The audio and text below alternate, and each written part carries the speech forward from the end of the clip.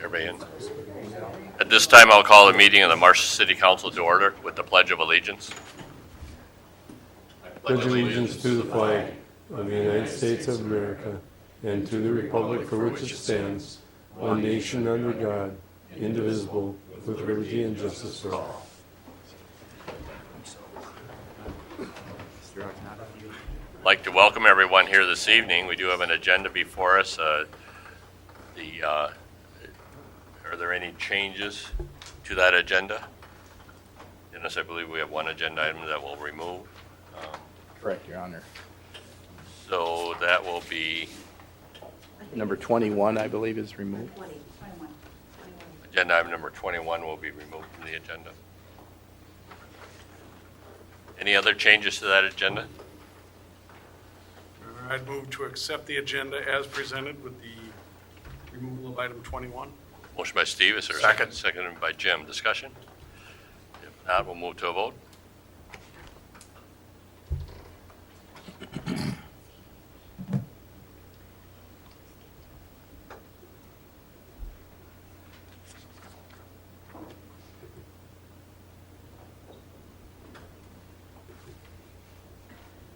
I didn't know he was gone. Yeah, he'll be back later. We remove him.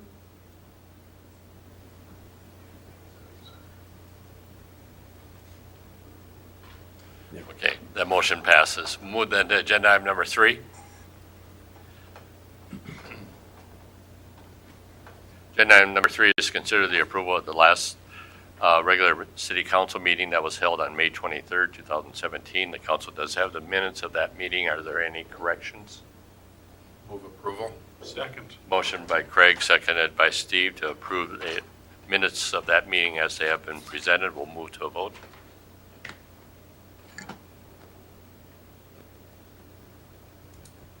Motion passes. Agenda item number 4. Agenda item number 4 is a public hearing. This is a public hearing regarding the vacation of easements in the Commerce Industrial Park. I will ask Director of Public Works, City Engineer Glenn Olson to conduct this public hearing. Thank you, Mayor and Council. If we could bring up those maps that show that area again. We had previously designated certain areas for utility easements in the Commerce Industrial Park area. And due to the replatting of the area and potential sale or transfer of property to MMU, it was indicated that we should vacate those easements to eliminate them. They weren't necessary. And the revised plat has indicated the permanent easements that need to occur for water and sewer and other utilities in the area. So we would recommend approval of the vacation of those easements. Okay. Are there any questions as part of the public hearing that either the council has or members of the audience? Steve? Glenn, you said that the easements weren't necessary. Why are they there forced anyway? If they're Okay. not necessary, why do we have them? Okay, the original easements were there corresponding to the lot layouts previously. The lots then were redesigned, and they didn't need those easements around that the perimeter of the old lots. And so we've dedicated new easements where necessary, and we want to make sure we do it in this procedure, that we dedicate new easements where we need them, and then we vacate the old ones. We wouldn't want to vacate the old ones first and then not knowing if we had new easements in place that take care of the utility needs. So these easements have gone through all the utility companies. We meet on a monthly basis, and no one has anything in those easements at this time. Thank you. Okay. Any other input as part of the public hearing? If not, is there a motion to close the public hearing? So move. Second. Motion by Craig, seconded by Steve to close the public hearing. Discussion? If not, we'll move to a vote.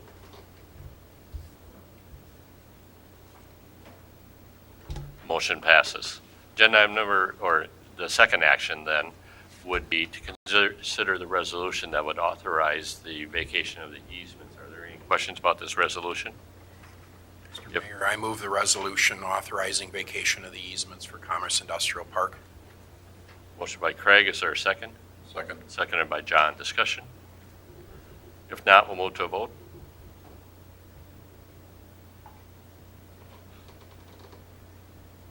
Motion passes.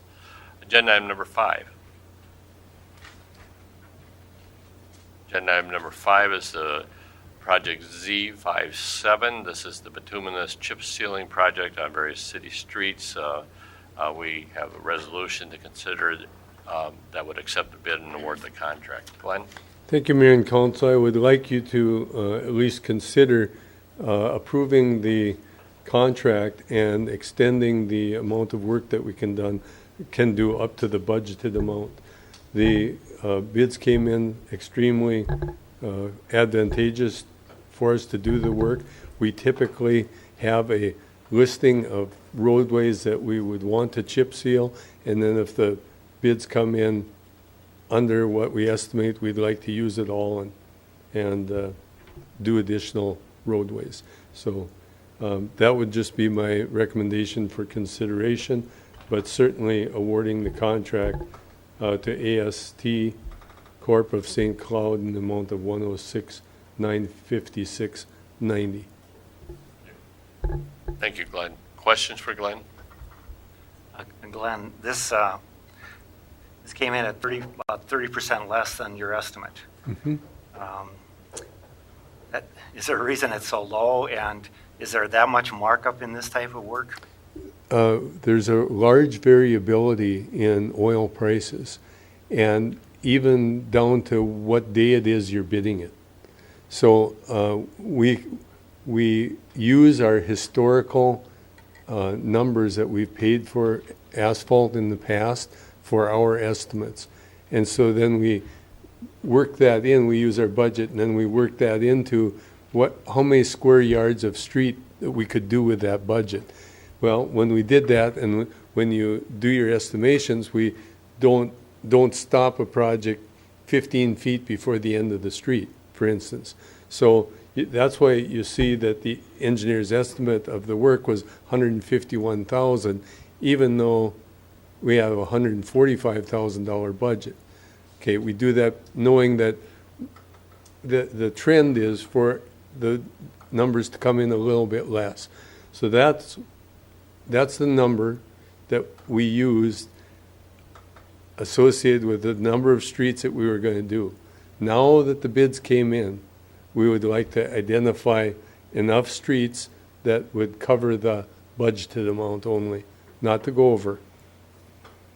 Greg? Glenn, so the asphalt AST, they would be okay with us adding streets to go up to the 145, and they'll still honor that price on oil? Yes. Okay. And we'll try to stay below that 145 number. And what we've done with street reconstruction projects in the past, or new street construction on development areas, is that if in fact you have a special assessment project in your neighborhood and we reconstruct your street, we're telling you that within 7 or 8 years, we're going to try to maintain that street. And that's what these projects are dedicated towards. It's those streets that are in good shape that need this, I call it minor maintenance, that the city pays for 100%. And we will try to do as much as we can with the dollar allocations that we have. So that's my recommendation. Glenn, you said that the bidding comes down based on petroleum Yep. pricing at that time, even to the day. Yep. So is it possible that ATC has bid this, or AST has bid this, and oil prices go up, and there goes the bid? Now we're going to be authorizing overrides? No.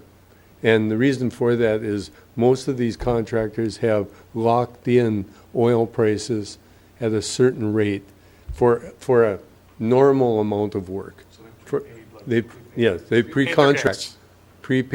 Pre-contract Not that they've paid for it, but, yeah. Thank you. On the second side of that question, since oil's maybe gone down, can we get more street footage out of extending it? Like you say, we use the whole amount. If oil goes down, will they increase the amount of footage we do? Yes, that's what we would intend to do. But this was for that number of square yards of work to be done. It includes those areas that we have designated. And then if you look at our spreadsheet, what we show is the cutoff point. We have 4 other projects below that cutoff point in our estimate that we don't have to look for, okay, now which one should we do next? If we've got $30,000 of room to work within our budget, these are the projects that we would identify that would take that 30,000. It could be one. If one project took 45,000, we didn't have that, we'd go down to the next one. Or we'd split a project. But I'd like to use at least our budget at the moment. Glenn? So when we approve this, we're approving awarding it to this company. And then in the contract, it says so much per square foot, and then we just add to it, so there's no, There's no change in project or unit prices.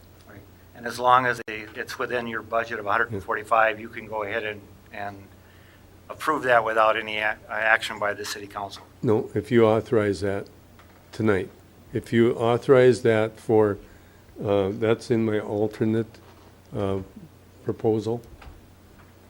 So we had originally authorized to get bids on that specific amount with a plan of 145,000 in the budget. The bids came in lower. Now you're proposing that we just add additional in, so it does take our approval. Rather than just award the bid as. Right. as submitted by the contractor. Other questions? What we have in front of us is to approve the bid for this amount. It's not That's right. approve what you're saying what you want approved. I'd like you to consider the alternate.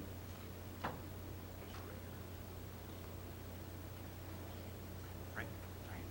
But usually it has a, it's not part of this recommendation here, though. Okay, other questions? If not, you have the recommendation to award the bid and adjust with the adjustment of adding the additional streets for an amount of the contract not to exceed $145,000. I would make that motion. Motion by Craig, is there a second? Second. Seconded by David. In doing that, Mayor, is it understanding we're approving the additional? Yes, yes. Other discussion on the motion? Are there, Glenn, on the paper you gave us which is, I got to admit, is when I look at this paper, it's hard to read, as to which streets will be done. Where does it go then, the additional streets? Is it the whole paper here that we see? Scroll down. 2017 bituminous chip sealing on various city streets? in various city streets, and then there should be a listing of streets, Right. and then that's for the estimated amount, and then there should be a, Award of all or part of the project will be based upon the total bid price and the funds available. correct, No streets says up until the maximum is. correct. Any other discussion on the motion? Yep. If not, we will move to a vote.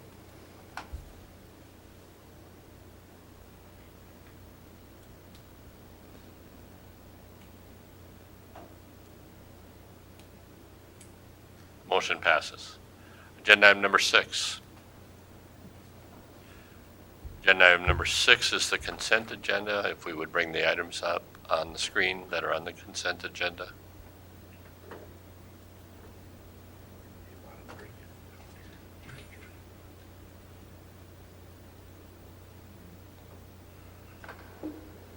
So on the consent agenda, consider the public hearing for the MS4 permit program and a summary of 2016 activities. Consider the request of Southwest Minnesota State University for the homecoming parade Saturday, September 30th, 2017. Consider the resolution of support for the City of Marshall for the Lyon County All-Hazard Mitigation Plan. The Sounds of Summer call for the public hearing on the private use of public streets in the parking lot for Sounds of Summer dates August 18th to 20th, 2017. Consider the application for the exempt permit for Holy Redeemer Church for September 29th, 2017. Consider the application for the exempt permit for the Pride and Tigers Foundation. Consider the authorization to declare a vehicle as surplus property for the police department. Consider the transient merchant license for TNT Fireworks.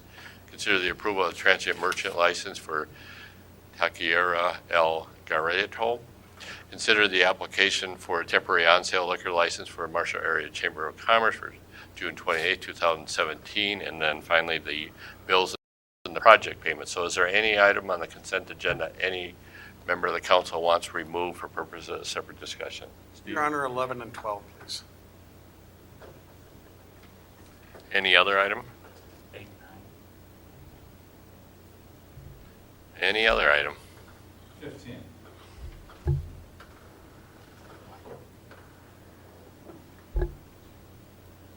So is there any other item?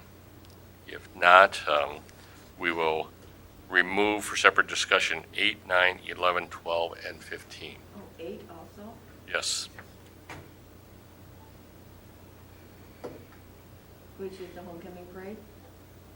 Mm-hmm. Okay. Okay. All right.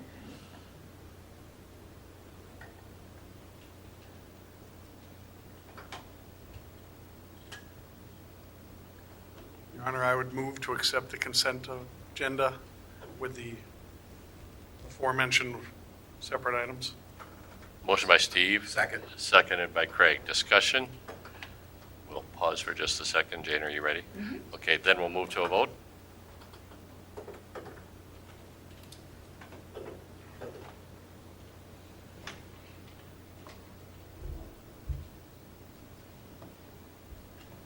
That motion does pass.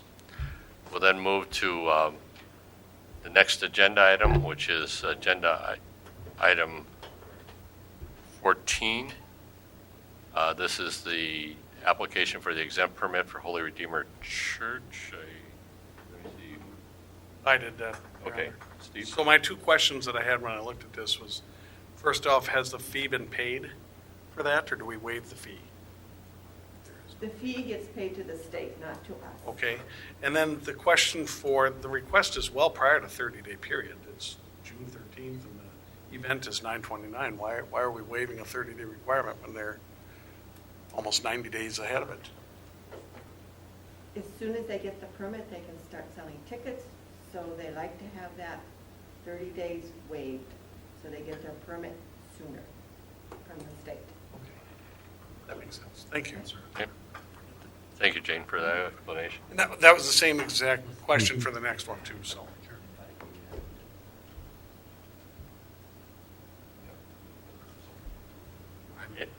Any other, Steve, did you make the motion? I'll make the motion that we approve. Second. Motion by Steve, seconded by Craig. Discussion? If not, all those in favor of the motion say aye. Aye. Or, excuse me, we'll move to a vote. That motion passes. So a point of order here, the Councilmember Barakoler, the item on the all-hazard mitigation, he intended to have that removed from the agenda. Number 9. I told you 8, 9. 8, 9, right? Oh, I didn't hear either 8 or 9, but I caught 8 at the end. Okay. Sorry, I can't move it now. Could we not still discuss it and vote on it? Yeah, Or orally? and we can, You want to do that? Yeah, yeah, We'll yeah. vote and then I can- so we will discuss the, what was agenda item number 8, which was the all-hazard mitigation plan. And Glenn, you have a question about this? Have we seen the plan, the Lyon County All Hazardous Mitigation Plan?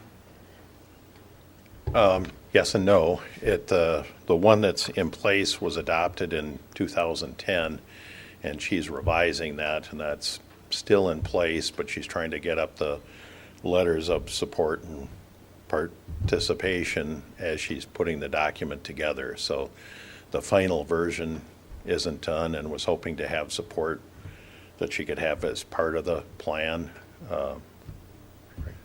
Kind of a point of background on these is that the state requirement and the federal requirement to plan stops at the county level. That cities need to be encouraged to engage in the plan, and Marshall has a all-hazard plan that talks to and integrates into the county's plan. But if the cities don't engage, the county has a responsibility to plan on behalf of the communities that don't engage.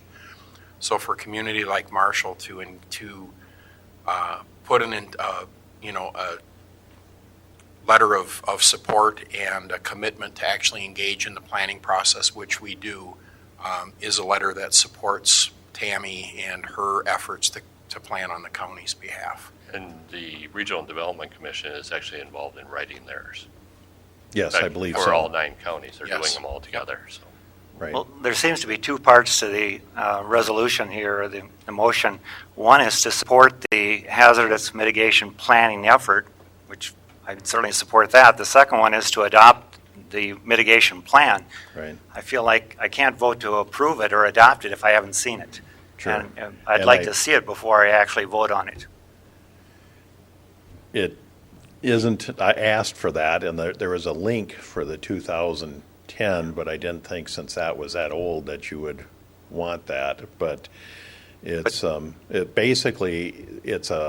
it's the mitigation. We don't do our own mitigation plan. It's a fairly standardized format within the state, and as the mayor said, this one's being done regionally within the whole southwest region, but the plan itself isn't done at this time, and it's up to you. So we're adopting a plan that hasn't been finished yet. Yes, It doesn't seem like good policy. I understand. She asked for the letter of support, and again, with it being something that's not it's a standardized, they're really, and Craig may have a sense of it that I don't, but they're really updating the existing plan, so it's not a dramatic rewrite. But, David?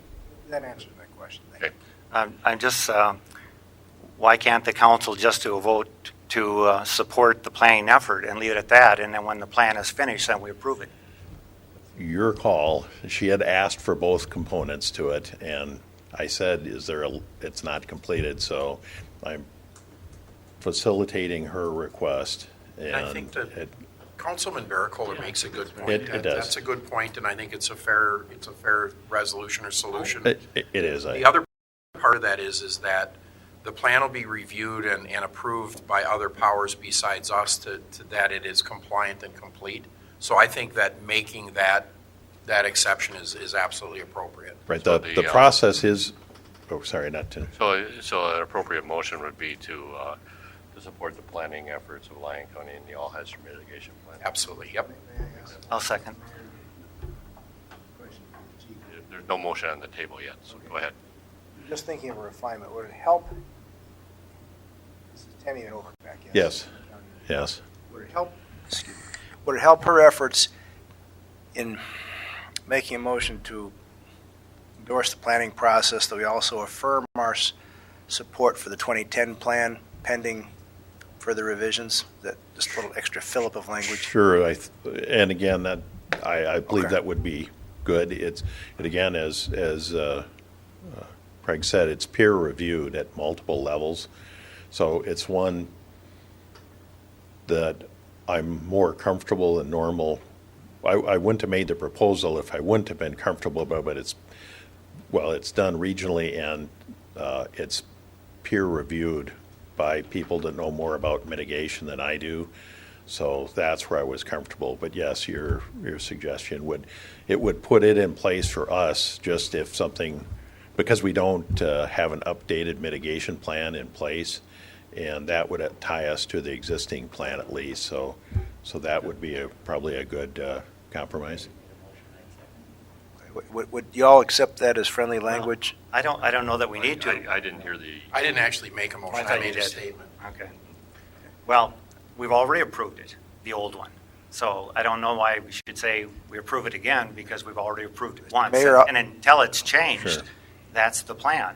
And so I don't know that saying we we endorsed the old plan. I mean, we adopted it, we approved it once, why do we need to approve it again? Mr. Mayor, may I offer a motion that we support the planning process for the Lyon County All Hazard Mitigation Plan and affirm our support for the 2010 plan now in place? Okay, motion by David, is there a second? Second. Seconded by Craig. Discussion? Jane, do you have the motion? I'll visit with you. Thank you. If there's no other discussion on the motion, I'll move to a vote. Yeah, voice vote. All those in favor say aye. Aye. Opposed? Motion passes. Thank you. Thank you, Rob. Okay, then we'll move then to the agenda item number 15. This is the application for the exempt permit for Pride and Tiger Foundation. Who had the question? I had the question, and it was answered with the first one. If it's all state-driven and they want to sell their stuff, then I move to approve the exemption. Motion by Steve, is there a second? I'll second. Seconded by John. Discussion? Now we'll move to a vote.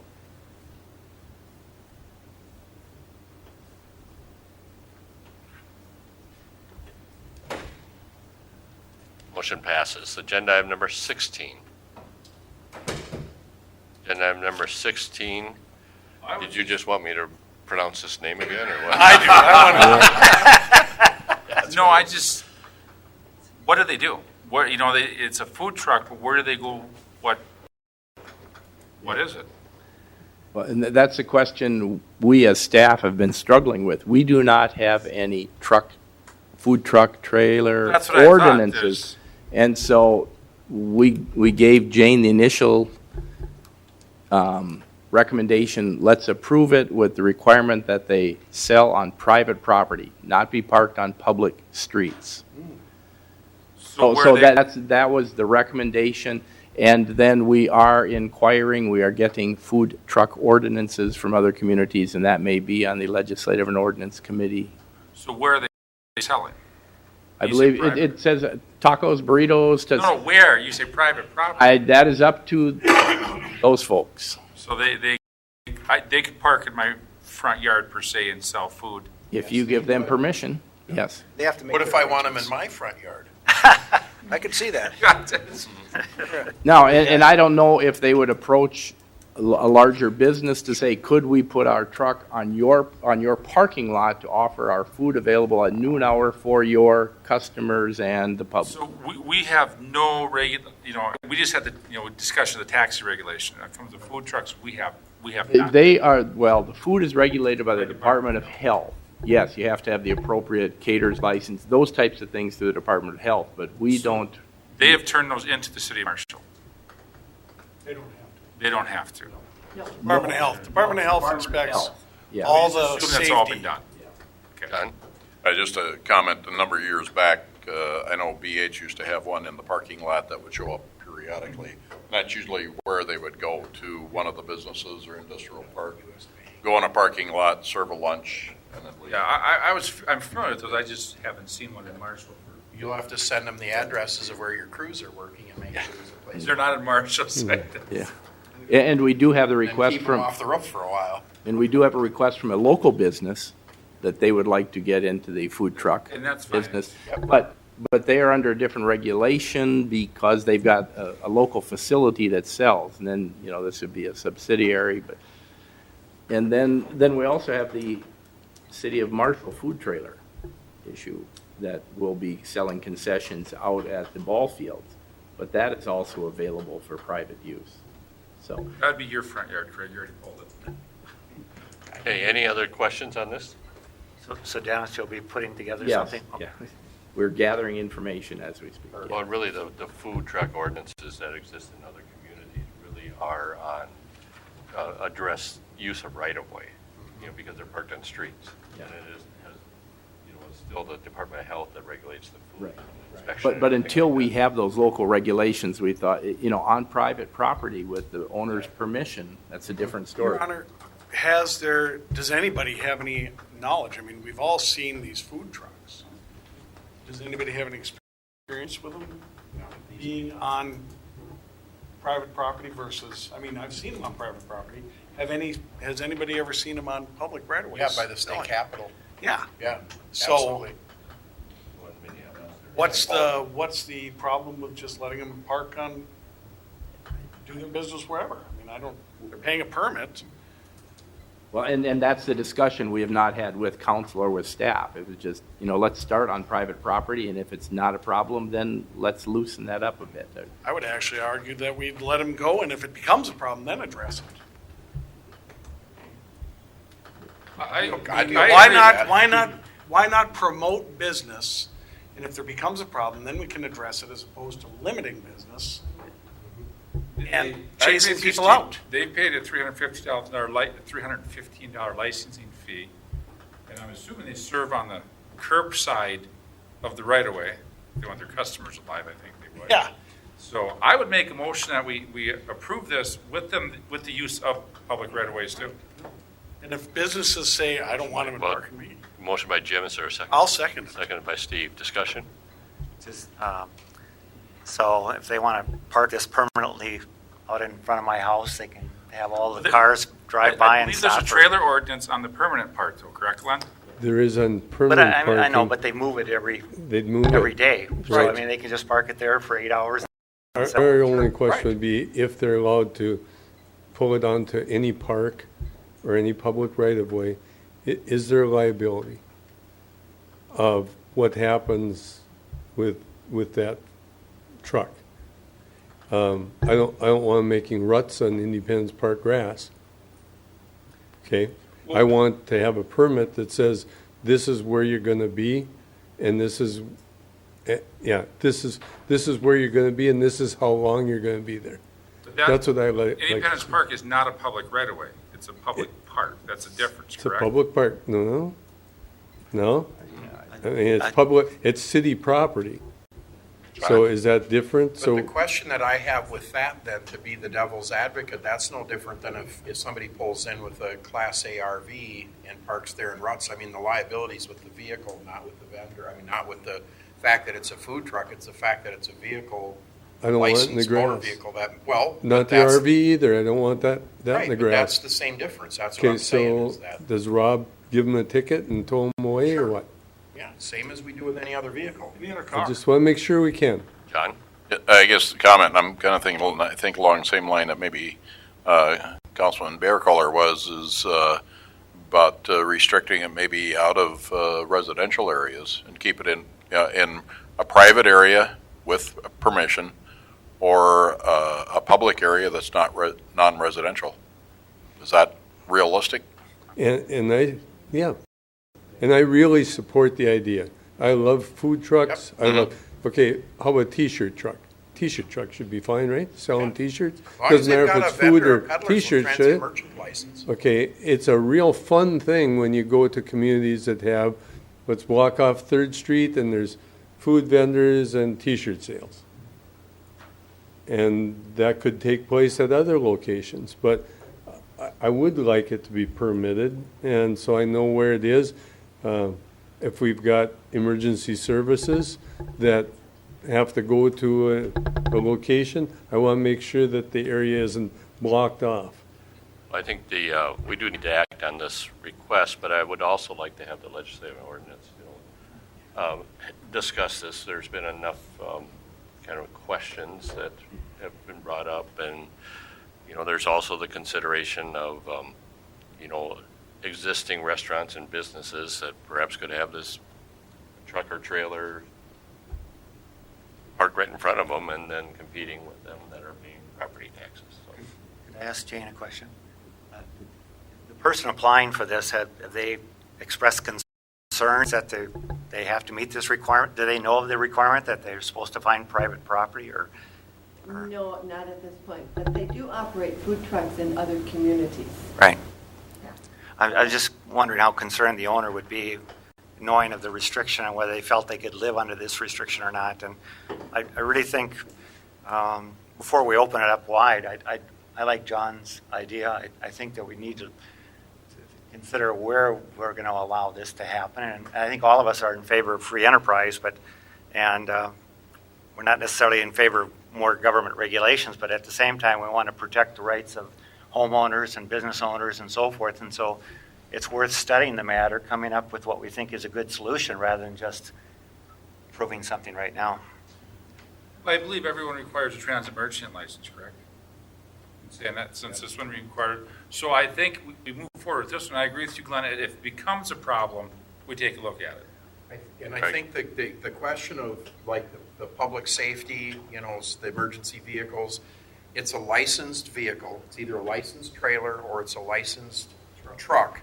And they have to follow the laws of the street. So you have to legally park, you have to legally travel.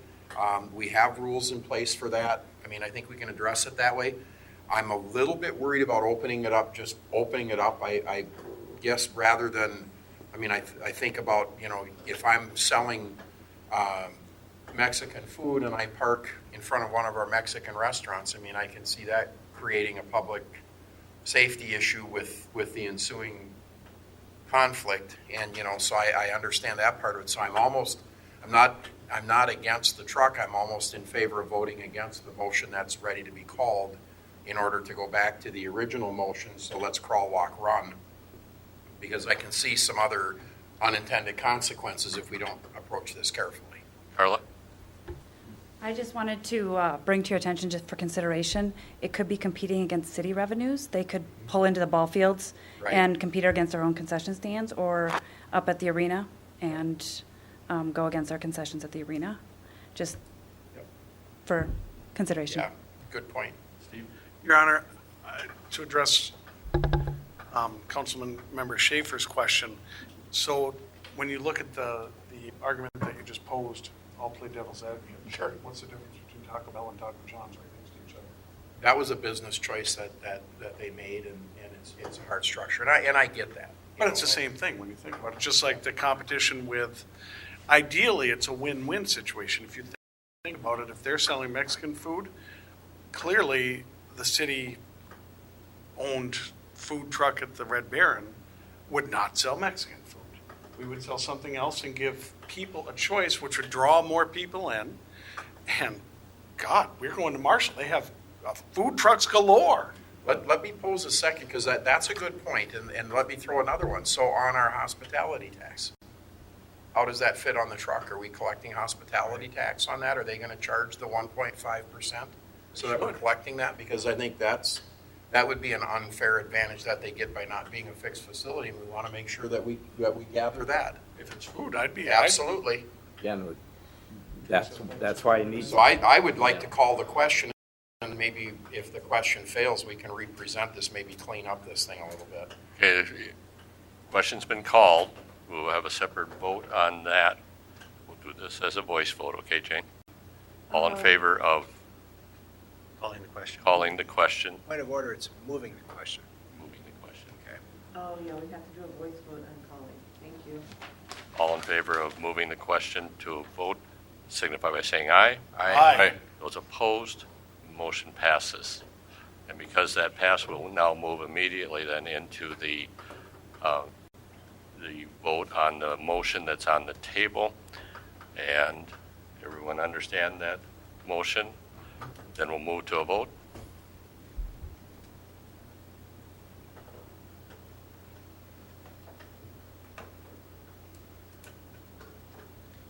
I'm trying to look at the wording of the motion. Is it up there? Is there any wording of the motion? Motion that James made. It was the unrestricted. Unrestricted. So that motion fails.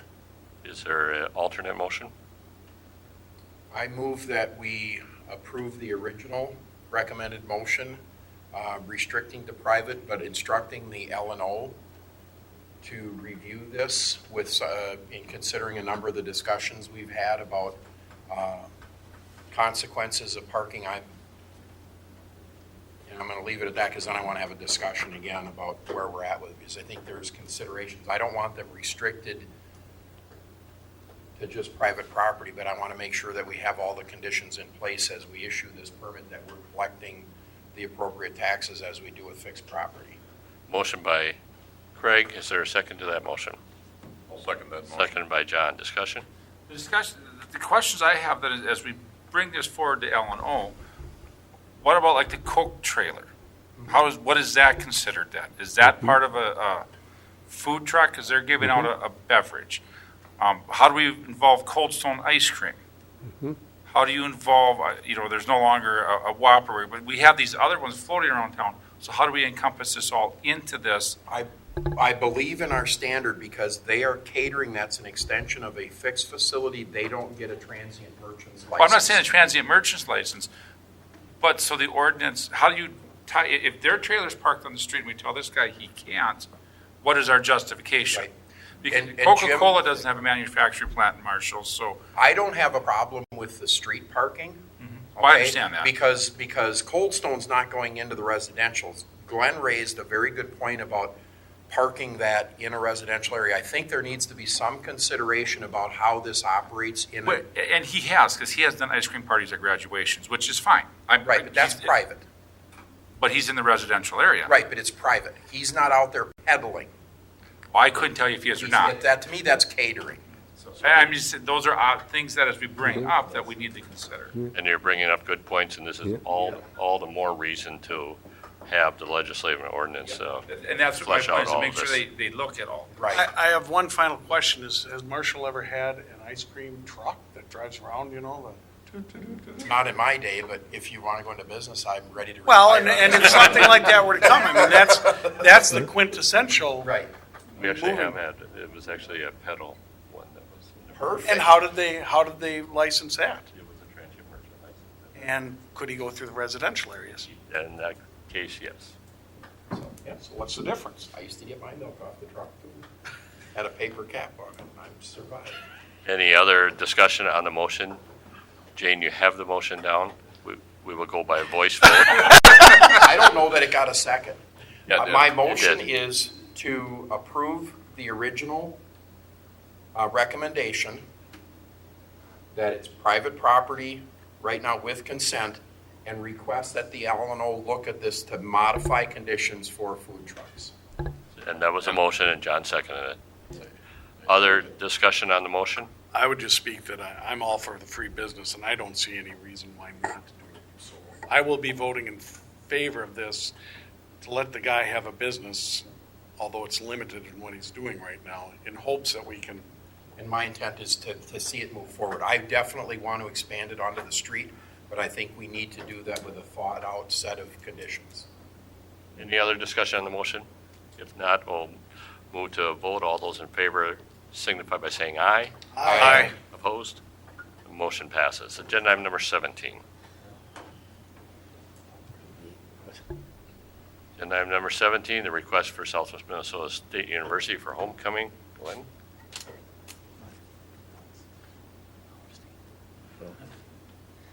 Okay, is there a I'll make a move that we accept it. Second. motion by Steve, seconded by Jim? Discussion? If not, we'll move to a vote.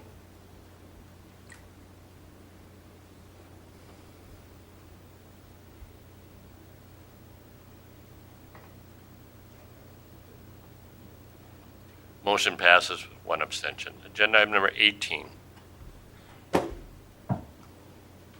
Agenda item number 18 is the first item after the consent agenda. So this was the master plan update for the Southwest Minnesota Regional Airport, Ryan Field. Glenn, would you introduce us? Thank you, Mayor and Council. This process for a new master plan has been going on for about a year now. We did take this presentation to the Airport Commission, and they voted unanimously to forward it on to the City Council for review and approval. And our airport consultant, TKDA, is here tonight to give you a summary of the extensive master plan. If you've happened to see the master plan, Jim brought a copy of the master plan, and we won't be going through the whole thing tonight. So if, John Cole, if you want to come introduce yourselves and make the presentation. Thank you. Oh, yes. I'll turn it on. Good evening. I'm John Peterson at TKDA. I'm a civil engineer with TKDA. I've been client service manager for Marshall for quite some time now, 17 years. With us, one of our planners, Cole Hartfield. The two of us are going to talk over. Our lead planner, Tricia, couldn't make it today, so we're going to step through this. Glenn wanted me to kind of introduce the master plan process, why we're doing it. We started this process 2 years ago, really at the direction of the FAA, but what the master plan allows you to do is maintain your federal funding. Marshall, like every other airport in the state, did their first airport master plan in the 70s, you updated in the 90s, and you were actually planning complete, meaning you had built everything on that updated master plan from the 90s in 2004 when you finished your runway extensions in the south building area. So there was no plan beyond that that was ever materialized until now. So the FAA really pushed for that. Some of the drivers really were non-traditional aviation development on the airport. That was one of the big factors from the city that you guys wanted incorporated in that, and that we've incorporated. One of the things that came up from the users of the airport was an extension to the crosswind runway, which was never planned on either. That runway is currently at its previous planned length. So I'm going to turn over to Cole. We're going to kind of go over some of those elements like I just talked to. I'll talk a little bit more about the non-traditional development items at the end and the areas that we've set aside for that kind of development. So the last time we were here in front of City Council, we discussed the existing conditions at the airport. As John had mentioned, you guys are built out to everything you need so far, so we're looking at what's going to come up.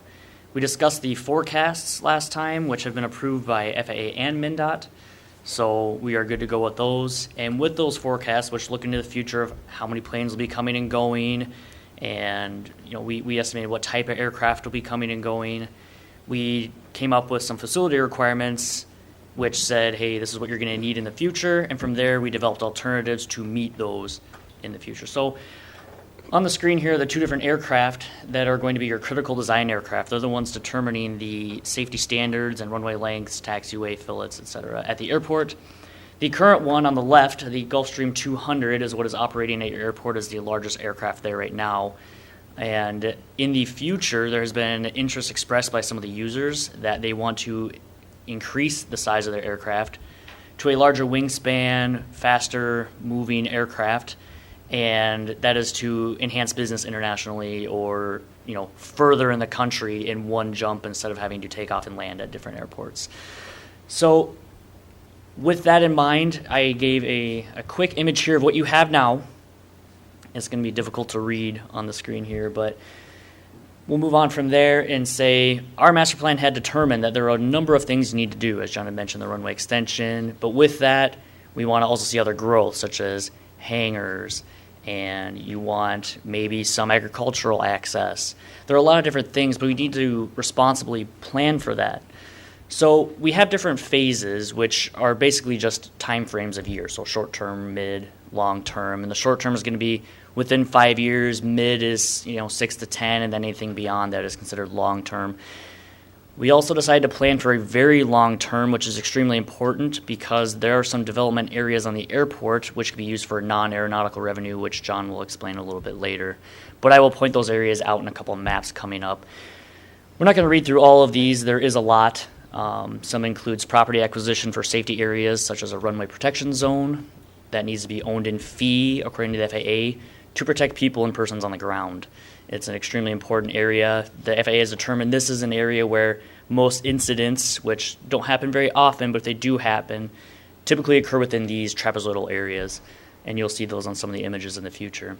Some positive things, you have the corporate site mostly prepared, but you want to prepare for further development in the future. We call it the East Air Park. There is a concrete apron there right now ready for development for some larger hangars with larger aircraft again. So going into the mid and long-term phases, we're looking at possibly a new arrival departure building. We're looking at, again, more corporate hangar development, an agricultural area. Typically, we don't like to have agricultural aircraft and general aviation or corporate aircraft mix. They typically take up a lot of apron space, require a lot of other equipment to operate, and so it's difficult to move around those. We would like to see a dedicated area where any and all users would lease some area for using the airport as a business. Going out into the long term, we have the runway extension, which is really exciting, and that's for the crosswind runway. Days like today, where the winds are blistering right out of the south, it is very important that we have a runway capable of landing aircraft safely. Well, right now, your runway is 4,000 feet long, and that's not quite long enough for some of the larger aircraft. And on days like today, the crosswinds may be too great to land on the primary runway, therefore causing a diversion or having to reduce safety criteria in order to get on the ground. So it's extremely important. We looked at those aircraft we had shown you, as well as a lot of different aircraft. It's very difficult to get the FAA to accept extending a crosswind runway. They are typically not looked at as a high need for safety, but we took a look at your wind data using equipment on the airport and determined that there are enough operations out near the 2027 mark, based on our forecast, that will justify you for this extension. There will be an exhibit that shows two different lengths of extension. Right now, your state zoning ordinance, which I'll show as well in just a minute here, has two different zones which have different restrictions in them, and they are based on the length of the runway. So Safety Zone A is a more restrictive version. It's similar to that runway protection zone I had mentioned, just slightly larger. It is 2/3 the length of the runway, and then Zone B, slightly less restrictive, is 1/3 the length of the runway. The reason why we deferred the proper and ultimate length is because there are a number of parcels to the north which we do not want to affect with this runway extension until the state can pass, and we're hoping they do, again, it's going to be some time, an option to do customized zoning. You can do different types of approaches into the airport, which means you can also change where the zoning would be, therefore averting some of that. So let's get into some of the maps here. What we're showing in this area here is a lot of the development. Everything, some of the buildings in yellow are what are there now. There are blue, which is going to be future, so that's some of that mid to long-term range. And then a lot of the pink up here in this area to the East Air Park and down to the west are going to be a lot of the longer-term, let's see what a maximum build-out would be at this airport. And there's still a lot of space for further development. These green areas are the important ones. These are the non-aeronautical revenue development areas. Because we looked so far into the future, we proved to the FAA that we have enough building area to support hangaring aircraft for at least 50 years, if not more. Therefore, any area here which they say, well, can this be used for aeronautical use? We say, we already have a spot for aeronautical use. Let's find a possible area to develop more revenue at the airport, which goes back into developing and improving the airport. And you would do that with shorter leases. And again, John will be more detail on that. To the north here, this is where I was talking about with those safety zones from the state. This red here would be Safety Zone A. So the safety zones here are kind of blending in because we have both the future extension, so Safety Zone A would be right here, and then the ultimate extension. So we're showing what the effect would be. This is a lot of area restricted pretty heavily by that Zone A. If we were to get the customized zoning, we could avoid most of that. We also have Safety Zone B here, less restrictive. Safety Zone B is typically, you can have 15 persons or less on any acre, and any lots must be 3 acres or larger. And I really want to focus on the length at first. So 4798, you might want to say, why not 4,800 feet? 2 feet seems pretty trivial. However, we moved the zoning. There's a beverage distributor here that you guys may know about. We wanted to make sure we didn't impact it, and we are down to very, very, very small fractions of measurements that we don't affect it. We could not go even 2 feet further, otherwise we'd have to remove that structure because it is going to be a new introduced use there. So we decided to avoid that, just go 4798. About 80% of the aircraft that will need that crosswind can land on that. The 5300 is where we get into the significantly larger ones that will need a longer runway. Right here is kind of a large overview of your city and then the county zoning and how the new zoning would be in effect. The last zoning ordinance is still the one from the 70s, so it has not been updated to reflect even the extensions to the runways now. We're looking at most of this new zoning is already in compliance. This is an existing residential neighborhood. That one can be grandfathered into Zone B. That is not a problem. Again, up here with industrial use, lot sizes are probably going to be large enough anyway that it won't be too affected. And farmland is fine in both Zone A and B. So not a lot of changes or anybody really too heavily affected by these zoning ordinances. Again, going into the buildings, we kind of reviewed some of this already, looking at the different non-aeronautical revenue areas. Getting a quick zoom in, we have some hangars here that will become affected by the extension is both to the north and the south, because we couldn't go too far north, otherwise that zoning will be pushed into those parcels we mentioned earlier. So we can redevelop this area right along Highway 19. These hangars will have to move again because of some restrictions, but the restrictions skirt this area as we move this runway further to the south. Going to the East Air Park, this is the apron that was constructed. It is ready to go. We're looking at, in the future, if you were to start bringing maybe some small charter or some large charter service into the airport, you have certain restrictions that you have to, standards you have to follow at the airport. So you would probably want to move or develop some sort of access area, arrival departure building for those people. And then potentially building a fire station up here because there is not a lot of access, I have heard, on the west side of the city because of the railroad. And so we could do a combined airport and city fire station there. The FAA says they have done that before. When the time comes, we can go through that process with you. So just a lot of corporate hangars here we would like to develop, or we hope people are coming in and want to develop to generate more business and traffic at the airport, really bring people into Marshall to help spur the economy even further with this economic engine. And then down here is this agricultural area. It's on the other side of the runways here, away from the other areas of the airport. We could do some non-aeronautical revenue here. Highway 19 is right off the screen here. And then again, some general aviation area there. One last overview, just to kind of get a good idea of what's going on there.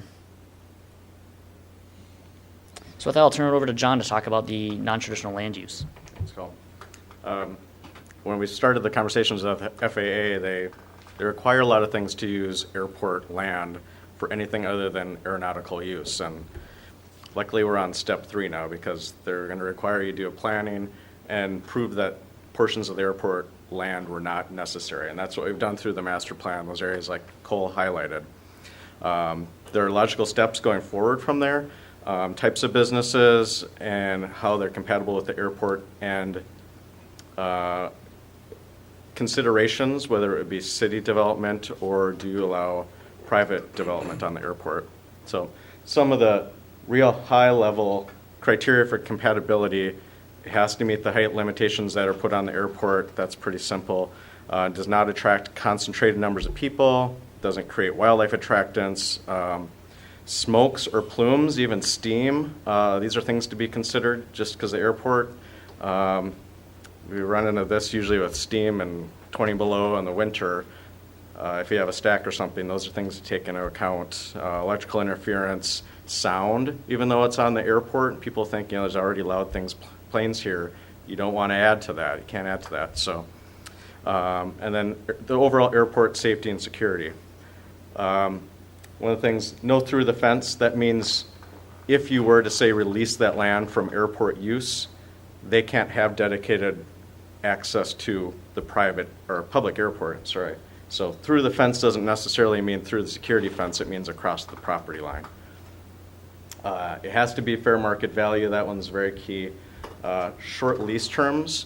What that means is it might be 20 in this case, since we've really shown that the land won't be needed for at least 50 years. That short term might even be upwards of 50 years.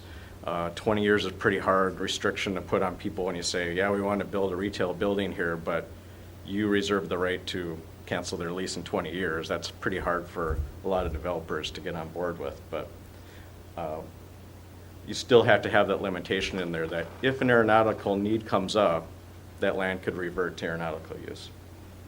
Anything that happens on the airport is going to require FAA coordination and approval. Like I said, this master plan was step 2 of that. So really going forward, they're going to ask, is this consistent with your master plan? And you'll be able to say yes. Complies with the grant assurances, MnDOT land use and grant criteria. This kind of goes back to what I talked about before, whether you would maintain that land, whether that's going to be airport land that's leased out, or do you do a land release. That's something that can be considered on a case-by-case basis. And one of your grant assurances is that any revenue generated through that lease or any other form, or if they sell the land, has to remain revenue for the airport. It has to be used for airport. Right? Some non-traditional land use options, smart growth. Some of these are pretty straightforward. Aviation support facilities, yes, definitely you can have those on the airport. Wholesale and retail, some are more compatible than others, but again, some of those criteria on the previous slide come into that. Agriculture and forestry, commercial development and land use, manufacturing and warehousing. Again, these things on airport concessions, any of them that have kind of implied aeronautical ties are really going to be easier to sell to the FAA. Airport concessions, that's an easy one. You already have rental cars on the airport. Restaurants, hotels, long-term, short-term parking, advertising programs, whether that's billboards or whatever. Multimodal facilities, that could even be cargo operators, UPS, FedEx. We're actually seeing a lot more solar arrays, wind turbines, things you would think are not compatible with the airport, but through technology, they're actually becoming kind of, a lot of airports are looking at it. You guys are able to use all your excess land right now for agricultural use. That could be something you look at. Is a solar array, would that generate more revenue for the airport rather than agriculture? Mineral rights and resources, foreign trade zones. Some of the things, airport development, this is if the city develops these things. There can be significant vacancy risk associated with that, impacts your balance sheet, the capital outlay of doing that development, completion risk. There's inherent liability associated with it, the long-term operating costs, marketing, relocation, environmental, but you could consider third-party private development on the airport. There's some vacancy risk, but less because obviously they have their capital invested in the airport then. It does generate lower revenues. It'll be a land lease instead of getting leases on your facility. They have a credit risk. Environmental costs, but usually that's on your side. And little to no tenant or rent cost. If they develop a building, it's going to be up to them to rent it out. So leave it up to questions. Really for those two things, we kind of hit on those two major things with the runway extension, implications to zoning associated with that. And the development of those areas that are non-aeronautical or we've shown don't have an aeronautical need for the airport. So thank you very much. Questions? John? What would be considered a large concentration of people? How many, roughly? Are we talking 50 or 10? What? Zoning standpoint, it's 15 per acre. Right, but I still believe, unfortunately, FAA leaves a lot up to interpretation, and often they disagree amongst themselves. So it depends. It's just like oil prices, depends on the day when you ask. So it's not something like a big festival or something. That's probably not something the FAA would approve at the airport. But if it were somewhere that gathered maybe 50 or so people, that'd still probably be fine. As long as they're not within any of those safety areas, and those are going to be all on the airport layout plan that is part of this process. Any other questions? So Steve? along that line, how do other big airports get away with air shows? Because there's thousands of people on. Well, that requires a lot of coordination. So I'm not saying an air show is not possible. I'm saying on an everyday basis, that's typically something they try to avoid. So they have to go through the FAA and go through the whole approval process to get that achieved. Air shows are great exposure for the city and the airport. So that's something I would not go away from. Another question for you, Cole. You said that you showed two planes up there, the Gulf 100 and the Bombardier Global Express, or the Gulfstream 200. Who do we think is going to be wanting to bring those in? And do we have any firm commitments on businesses that have really expressed an interest? Well, one of them, the Gulfstream 200, like I said, already operates. Right. I understand. Is it really against anything to say who's operating? one of your largest users of this city has expressed interest within the next 4 years of improving their fleet to be able to reach further markets away. And with that, they would need a larger aircraft. Actually, right now, your airport is developed to, and all the safety standards already apply to that aircraft. So conveniently, you already have all the safety standards for that aircraft, except for the crosswind runway, which even the Gulfstream 200, which operates there now, still requires longer than the crosswind runway length. So regardless of that new aircraft coming in or not, that crosswind runway length still applies and is still needed at your airport on days like today. Is the crosswind landing and takeoff or landing? Is it landing only? It's both. I mean, wind affects aircraft in phenomenal ways. I mean, you've probably all been on a flight of some kind, or maybe not, but it's very important to take off and land into the wind.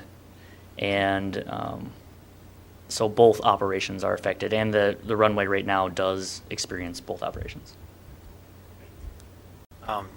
Is there a trend nowadays to reduce the length of the runway for takeoff and landing so that aircraft can land and take off in a shorter distance? I mean, there are certain airports that are landlocked, and Yes. And I thought there was a movement to try and reduce the time or the amount of length of runway to take off or land. It all depends on your critical aircraft. So right now, aircraft manufacturers are competing heavily to be able to get into smaller markets with larger aircraft. So the efficiency of the engines is not necessarily an airport issue right now, but if the trend of aircraft continues that way, this analysis by that time will probably need to be reevaluated, updated, so to speak. We've done a good base where if you don't wait 40 years, you won't have to do as extensive of a review next time. But yeah, so in that update, which may come around that 10-year mark when we are hoping that you'd get the runway extension, perhaps the aircraft that are operating here now do not require that. However, a lot of the private aircraft that are in that time are not seen being phased out until then. Or, again, businesses like new aircraft, but also some of them can't afford new aircraft, and they must go with an older fleet mix. What is the timeline here? How soon does something like this have to be approved? Are you talking the master plan, or The master plan, the update. Are you talking like this current one, or are you Yeah, talking the one you're proposing tonight. Oh, okay. Yeah, so I'll let John go through the next steps on that. Next steps would be for the council to move to have us take this to FAA and MnDOT. That review should take 90 days. Yeah. We'll see. It's probably going more than that because they're pretty backed up. At that point, once their comments and revisions are incorporated into that, then I would see that the council would adopt this master plan. But right at this point, it's really just a recommendation to submit this to FAA and MnDOT for their review. And the two of them kind of are looking at it from different perspectives. MnDOT's more looking at it from a land use zoning standpoint. FAA looks at it from a funding and airspace standpoint. So some of those things, especially airspace, we moved runway ends on this one. Well, those reviews take longer. They sit in the queue for a while. So 90 days is what it's supposed to be, but it's more realistically probably 6 months. So John, should the motion actually be for the council to submit this for approval by FAA and MnDOT Aeronautics rather than approve the update? Yes. So we would want to make that change in the You should recommendation. have FAA and MnDOT comments incorporated before council approves. To submit. So you want their review and comments, both? Review and The- approval. The agency. Yeah, we don't want you to approve a plan that they won't approve. Right. Any other questions? Along those lines again, so whether the council approves it tonight or a month from now, does it make much difference? Well, I guess that goes to the approval thing. If you wanted more time to review it before it got submitted to the agencies, I mean, it would delay it a month. What that date we get it back from the agencies remains to be seen.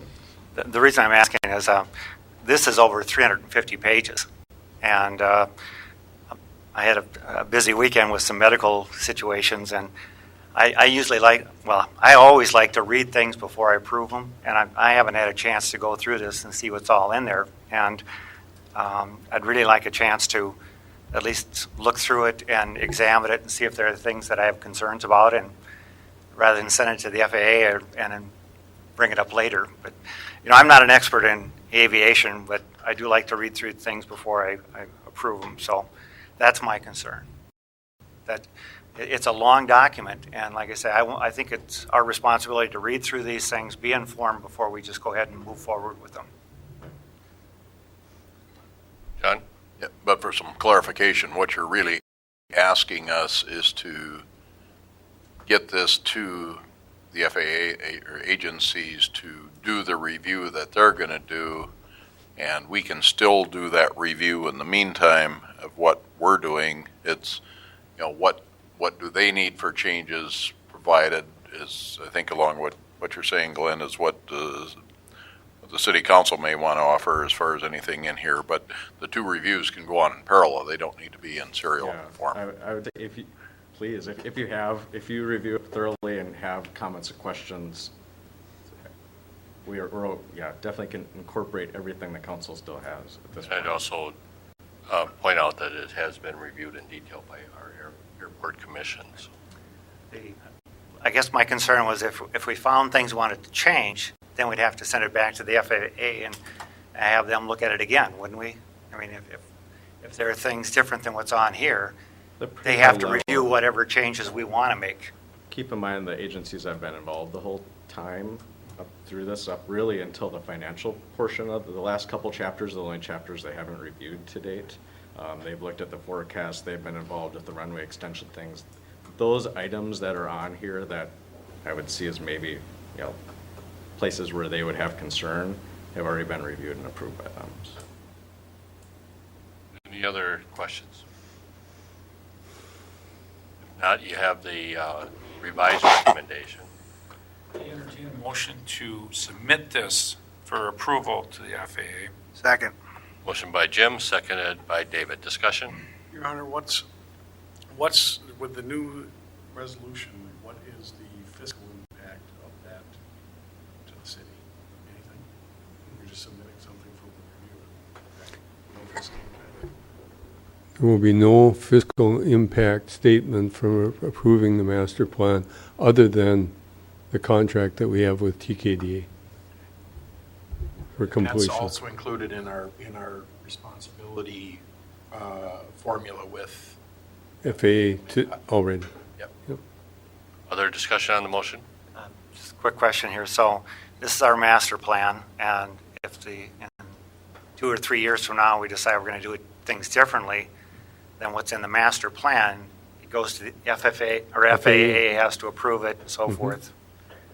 Right, and to have any development done at the airport layout plan is actually the most important document you have, which is based on the master plan and included as a chapter in the master plan. So to get funding, it has to be on there. So if you want to do something different, then you'd probably want to go through a review and bring people back in to rediscuss it, and then update the master plan, and then update the airport layout plan. It's a really iterative process to ensure that the plan going forward and your ability to get funding work hand in hand. Any other discussion on the motion? If not, thank you very much. We'll move to a vote. Who made the second? Thank you.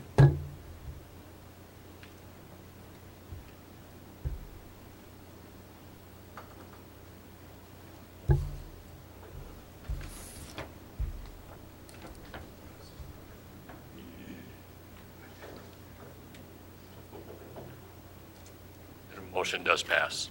And again, my abstention is because I haven't had a chance to read this, and I don't vote for things that I haven't read. So, Motion does pass. We'll move to agenda item number 19.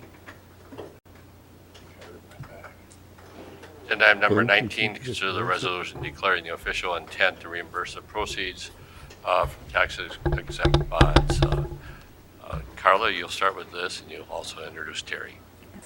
Thank you, Mayor and Council. Tonight before you, you have a resolution to for the intent. Glenn, that's for you. For the intent to reimburse with proceeds from our tax-exempt bonds that later you'll be approving for sale. This is for the certain capital equipment. Those pieces of equipment were approved in our budget for 2017. And those are, some equipment is purchased to mitigate our payments for those, and that's including 4 different pieces of equipment at this time. Thank you, Carla. Questions? If not, is there a motion? So moved. Motion by Craig, is there a second? I'll second. Second by John, discussion? If not, we'll move to a vote.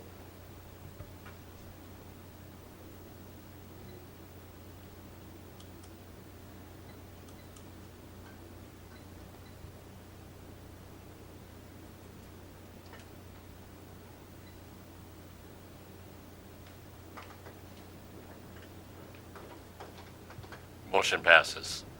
Agenda item number 20. Agenda item number 20, consider the resolution awarding the sale of the general obligation Series 2017A bonds. Carla and then Terry. Yes, tonight we are now in front of you with the resolution awarding the sale of our general obligation bond series 2017A. This includes our street projects, our Independence Park parking lot, the final segment of our bike trail, the Kmart Road or O'Connell Street extension, and our Highway 68 Michigan Road TED project, and then those equipment purchases that we had just discussed. At this time, we are going to have Terry from Springstead go through our sale of our bond. Mayor Burns and members of the City Council, earlier this evening I distributed the yellow bid tabulation, and that has the results of the sale that was conducted on your behalf at our offices this morning at 10 a.m. This is for a total of $1,290,000 of bonds to pay for the items that Ms. Drown just outlined. We received 4 bids, and it included bids from 26 financial institutions. And the results today for a 10-year bond on the far right under Stifel, Nicholas and Company.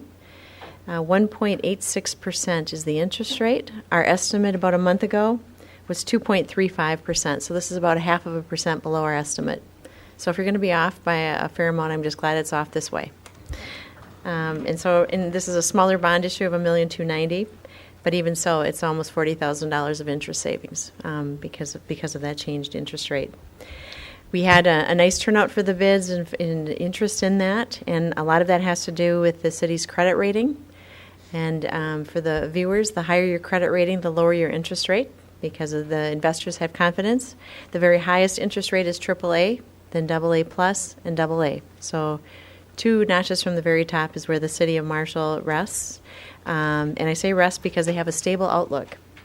And so they're looking at everything that you're doing and talking about the strengths that you have. You have good financial policies. This is from Standard & Poor's.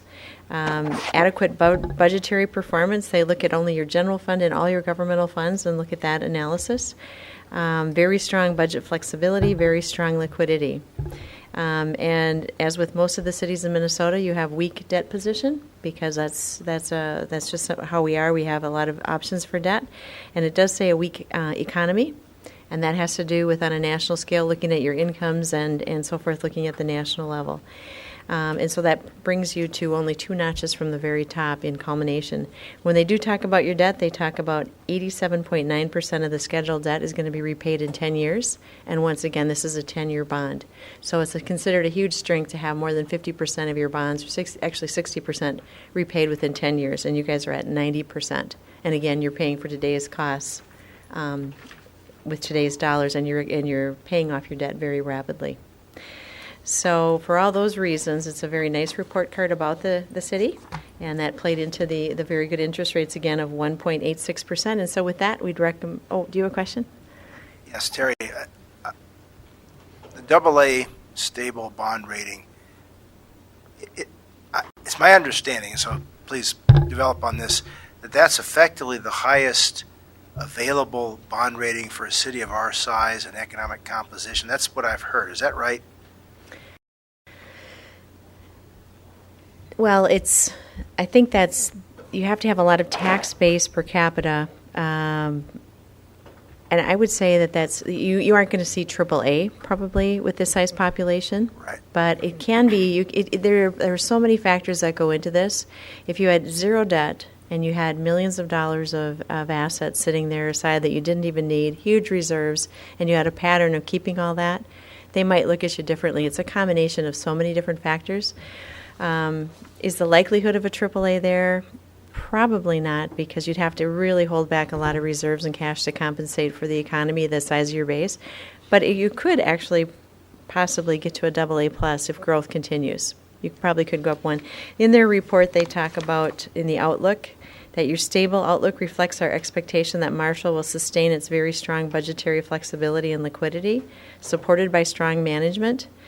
But in our view, we do not expect the change of the rating in the next 2 years. And that's how far out they look. Thank you. Terry, the contingent liability profile is weak, it says. Does that relate to our pensions, or what is the contingent liabilities they're talking about?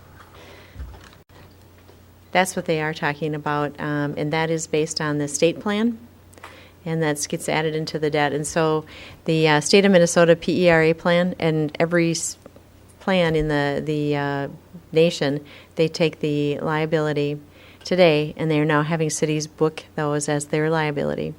So although I don't really like that, and we had a lot of conversations before they implemented that, because in Minnesota, in 30 years, they have a plan for full funding, so that liability arguably will continue to reduce till it gets to zero, till they hit it. And it's not a rolling 30 years. So it seems unfair to book that, but that's what GASB, Governmental Accounting Standards Board, is doing, and that's how they're reviewing it. So the answer is yes. It's mainly the pensions. Right. That's right. The other thing I noticed here is they indicated they could lower the rating should budgetary performance weaken, potentially from high fixed costs or enterprise risk associated with the city's sports center, leading to weaker reserves. So basically, the new sports center, if it doesn't perform very well, that could weaken our rating then. That's what they're saying. And they do that for any enterprise fund that's large. So Right. they will look at, if you're going to, how could it affect the general fund is how they're looking at it. And so you have separate dedicated sales taxes that can be dedicated for both capital and for operating. A lot of other cities do not have that, but they're still observing that. But they look at any of your other operations. If you aren't willing to either create a separate funding source or increase rates, what impact could that have on your general operations? And that's what they're saying. They're going to watch. If it doesn't support itself, that could be something. But in your case, you're fortunate in that you have separate dedicated fees, sales taxes to help support those. And right now, the sports center is not an enterprise fund, is correct? Correct. It's a special revenue fund? Correct. Right. Anyway, I noticed that, and so something to consider. Any That's a other good point. questions for Terry? If not, I'll let you get to your recommendation. Oh, okay, thank you. The recommendation is to go with the load, of course, and that is from Stifel, Nicholas and Company at 1.86%. Any questions about that recommendation? If not, I'd entertain a motion on Move the the resolution. recommendation. Motion by Craig. Is there a second? I'll second. Seconded by John. Discussion? If not, we'll move to a vote.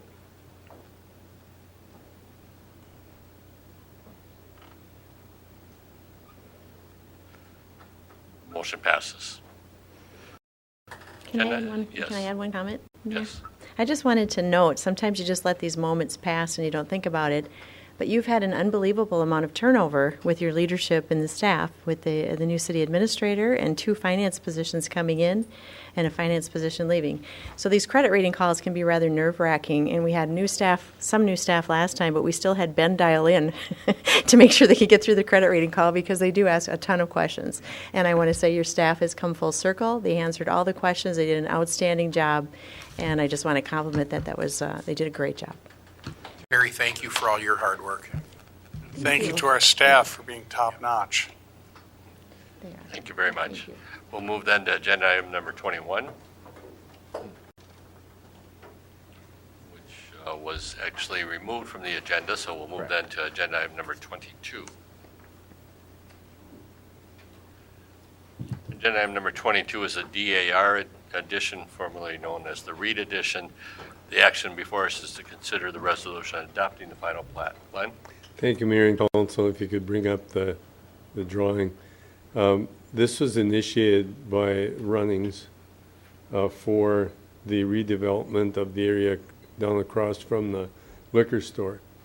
And initially, they wanted to include the sign company next to Trunk Highway 59. And this kind of laying on its side, this is Highway 59. And down here is Margaret Avenue, and the liquor store is down here. So this area is owned by Runnings, and they're looking at redeveloping that land so that they could separate off the north half, I'll say, with the south half. Their intent is to demolish the old brick structure that's there, keep the metal building there for, at least for now, for additional storage, and then sell this property to a private developer. So that's what this is about. The sign company wasn't ready and willing to give up that property yet. Runnings would have liked to have acquired it in this process, but it was taking too much time, and they wanted to get their property subdivided for sale. So and another comment is that the subdivision name changed.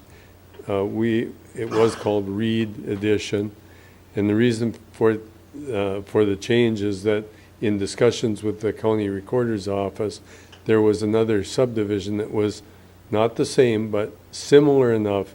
They didn't want some confusion with the name of the subdivision, because in some of the written documents, the first two names of it's J.F. Reed or something. There's two other letters in front of Reed were missing from some of the documents, and so they recommended that we change the name, and that's why it's DAR Edition for Dan Reed. So we would recommend approval. Any questions on this? Jeff, do you have anything you wanted to say? If there's any questions, I'll field them. Questions council has? If not, is there a motion to approve the final plat? So move. Second. Motion by Craig, seconded by Steve. Discussion? If not, we'll move to a vote.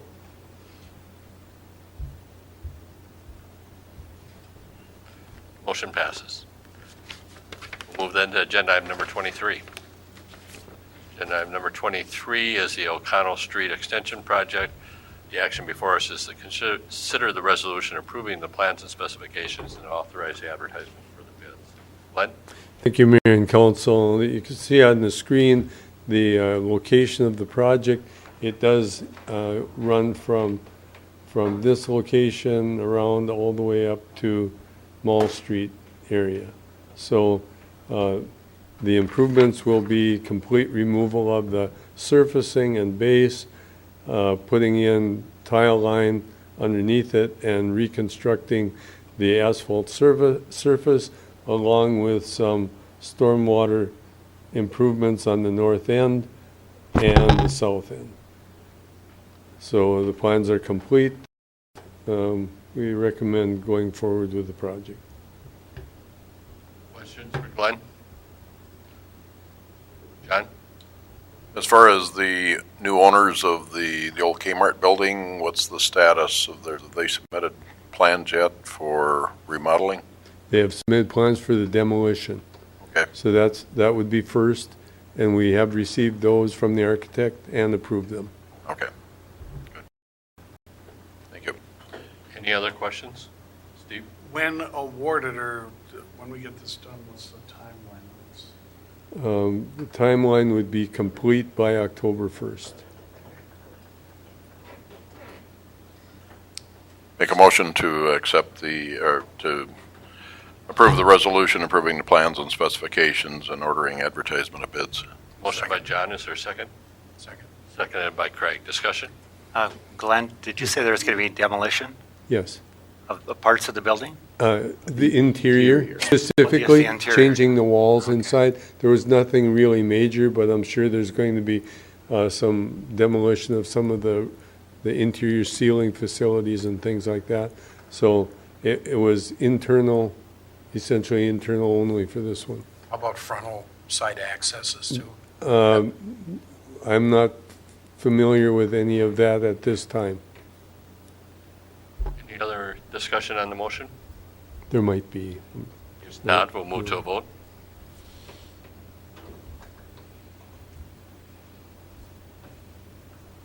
Motion passes. Agenda item number 24. Agenda item number 24 is considered the special event permit for the Sounds of Summer. Glenn? Thank you, Mayor and Council. This is our typical Sounds of Summer activities. If you have any questions, Any certainly questions have a about this representative permit? here that can answer your questions, but we would recommend approval. Any questions from the council? If not, is there a motion to approve? So move. Motion by Craig, seconded by Steve. Discussion? If not, we'll move to a vote.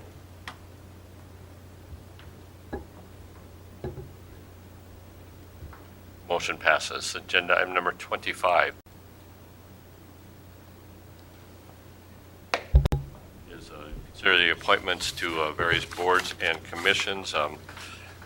Last week, the council met in special session, and based on an interview then, I would recommend that Ben Walker be appointed to the Police Advisory Commission for a term that will end May 31st, 2018. Offer that as a recommendation to the council and entertain a motion to affirm. So moved. Motion by Steve, seconded by Jim. Discussion? If not, we'll move to a vote.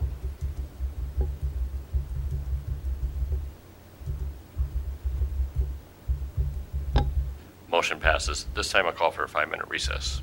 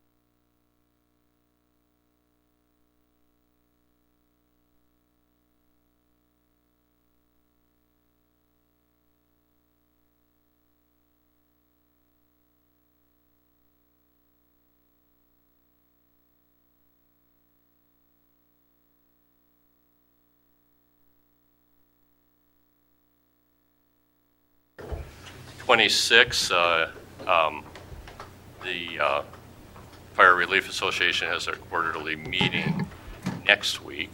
The Regional Development Commission had their meeting last week. At that time, we approved their annual budget for their next fiscal year, which actually starts then on July 1st. They do have their annual meeting that will be held in Pipestone. That is the second Thursday of July. I'd encourage any member of the council that has time available to attend that meeting. The featured speaker is the mayor of Sioux Falls, and he has a very interesting message about investments in the future for the future of the community. So that should be very interesting. Craig? Thank you, Mr. Mayor. Library Board met yesterday afternoon and discussed a number of items. One thing kind of possibly of interest to the council is that there's kind of a ruckus going on again with Plum Creek over their office and the remodeling, and apparently the offer that was originally on the table for free office space by Murray County in Slayton has been withdrawn, and that price is $1,800 a month now with a change in a county board member, county commissioner in Murray County. So now they're back to looking at spending $65,000 on their current building in Worthington, which there's a lot of questions about whether it's worth spending any money on that. So apparently Murray County and I think Lyon County's their representative has possibly indicated that they may go just to level of maintenance support. So this whole thing is kind of boiling up again on the Plum Creek board. So there'll be more to follow there. Luckily, we're not as financially tied to that as the county probably is. So that's one thing. They're working very hard on reforming the Library Foundation and the Library Friends, moving to a single checkbook that's going to be maintained by the foundation. There'll be a board, most likely of a number of 20 or greater, but then an executive board that will actually do the driving and making the decisions and the commitments. So Mrs. Sturrock has been kind of heading up that effort of rewriting the articles for the bylaws for the foundation, and then again for the Friends, there's a draft memorandum of understanding be the Friends and Foundation, and so as soon as the foundation stuff gets tied up, I think that'll move next. And then we're also moving into the preliminary front work of a budget for next year, and I believe our first budget committee meeting is planned for the 22nd of this month. So we'll have more to report as that moves forward. So that's pretty much it that I have with the library board. The Southwest Amateur Sports Commission met at noon today. We didn't have a quorum, but we did have a lot of discussion, and they're moving forward on looking at ball field sponsorships. There's a plan A and a plan B. The plan A is for a primary naming sponsor for the entire park and then marketing all the outfield fences as panels. The target for either one of them is $75,000 is the fundraising goal on the marketing piece for the ball fields. Plan B would be to brand each field and then also still sell the fence panels. And there was discussion about the benefits of both ways, but that'll be moving forward with Darren and the CVB and participation from a number of the other people on the commission. Maba, yes. Quick question on that. So if they sell all this advertising, then it goes to the normal operating budget, or where does the money go? Well, and that's been a discussion because I don't think that's been completely laid out. And their point is that there's a concern that as they sell the sponsorship, does that just go right back into the general fund for the city, or is there some that goes back to the city and they want to be able to use it to continue to market all the facilities in Marsh for more events and heads on beds and those types of things, because that's really the drive, is to both provide the experience for our youth and for other people in all of the different avenues, because the Southwest Amateur Sports Commission isn't just the arena and those ball fields. They're the area of high focus right now because that's new and those are the things that they're trying to get into place. But it's all of the ballparks, it's all of those activities, and it's a partnership with MABA and with the Park and Rec and all of that. So there's a real effort to have that be used to continue to promote that and at some point in time to be self-sufficient and run as a business so that the city only has to do that minimum maintenance that we have in the current sales tax options and that they're able to be self-sustained. Their goal is to generate enough revenue through those that they have their own director and they do their marketing and that they're able to stand alone and run as a business and not be a line item general fund budget thing for the city. That's their goal. They want to do exactly what was talked about when we heard the bonding piece is that they're not a negative play, that they are profitable and that they can run that thing in the black. So who's going to make that decision as to? Well, I don't know. That's a question because that's something that I've asked, and my recommendation has always been that we need to operate this thing as a business and show that we're self-sufficient, and I don't know that those details have ever been ironed out. I don't think they have. I haven't ever seen anything in writing that says where that goes. That was part of the discussion when they did the Dasher Days and sold the Dasher boards. Where does that revenue go? Is there some kind of formula? And I think as a city, that should be a priority of ours is to talk about exactly what is that expectation because I don't think that's clear. And I mean, I wasn't involved in that in the early days. I don't know if there's been some handshake agreements, some implied agreements between like Ben and others when this all set out. I don't know. I don't know exactly how that plays. I know what I think. I have kind of an idea in the back of my mind how I think it should go, but I know that that's not for me to decide. But it is city property. And, oh, absolutely. And so hopefully the city is involved in making those decisions. But in their defense, and this is what they'll tell you, is there are a lot of other associations that are there as tenants and use that. And so they're not the ones selling that. I mean, it is Marsh and the Southwest Amateur Sports Commission that are selling those pieces, but there again, I mean, I don't know, have we told them that this much of this is yours to use? I don't think we've ever made that decision. And so I don't know if we have any kind of a charter or an agreement where that sits. It's something we should probably sit down and figure out and negotiate. But I mean, before they start selling these things, we better know where the money's going to go to. Well, and here's should be known ahead of time before they start selling it. Well, there's been some things, I think, all the way back in the day when this concept was up, there are, to use the term gentlemen's agreements, I think there are some understandings that have already been implied by people who represent the city and other people that came into play on that were given some ability to do that. And I think that we need to sit down and discuss what those are and how we feel about them because some of those have been kind of understood and But what authority did those people have to make those gentlemen agreements? They were representing the city, and they're in positions that were given that authority. If they're making contracts and agreement, they should be coming back. Well, I don't think they were making agreements. I think these are understandings. And I mean, granted, if two minds come together, I think technically it's a contract. So, but well, it's good to have contracts in writing. Absolutely, and I approved totally by agree. the proper authorities, and the people who made these gentlemen agreements necessarily have authorization from the city council to do such things. I wish that I could answer your question with more detail, but I respectfully want to point out that I've only been to, this is my third meeting, so I don't really know the answer to that. I'm going to repeat again the answer to the previous question is that I think that those are things that we need to sit down and ask. I don't think we're going to settle them here in my report. But I think that we need to have a discussion of that, and I agree. We need agreements, and they need to be in writing, so there's no misunderstandings later. I agree. I fully agree. I think that's an absolute proper approach. Otherwise, Carla's just going to put it in the general fund, right? Mm-hmm. For the ball fields, yes. Yeah. I'm just kind of joking here, but. The dashboards went into our special revenue to offset our expenses. Right. Okay. Right. Greg, quick question. Did they have discussion about when the sculpture construction installations start? No, had no conversation about that at all. Then can you follow up with Nick on that? I can give you a little bit of an update. I did talk to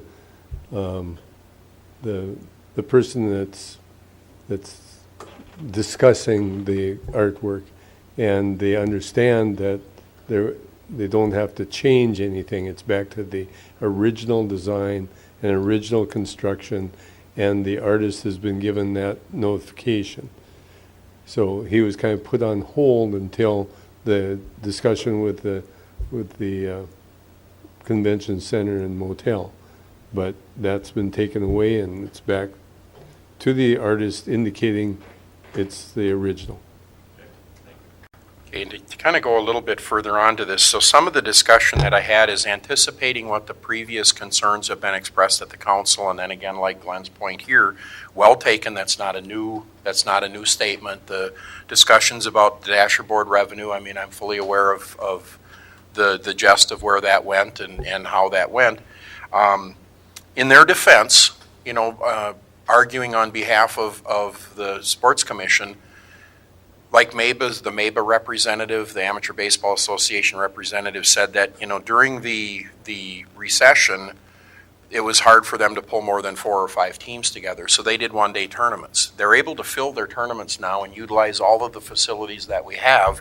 And so they're going to 2-day tournaments, which is good because that's going to put heads on beds, and that's going to increase our hospitality revenue and do all of those things. And so it's a hand in hand. It's the washing hands, or washing hands with 2 gets them cleaner than with 1.